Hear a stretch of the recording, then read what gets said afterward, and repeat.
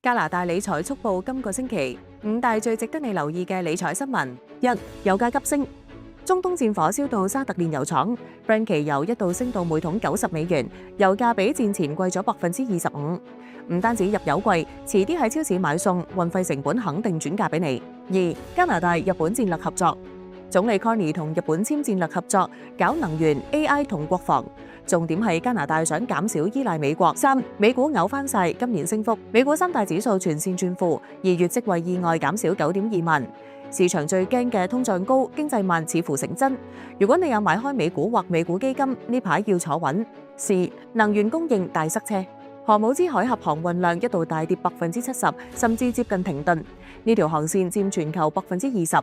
石油運輸如果持續封鎖，高油價短期內都落唔返嚟。五、4月1號加人工，聯邦最低工資由17.75加到18.10。如果你喺銀行、航空、電信等行業打工，就要留意。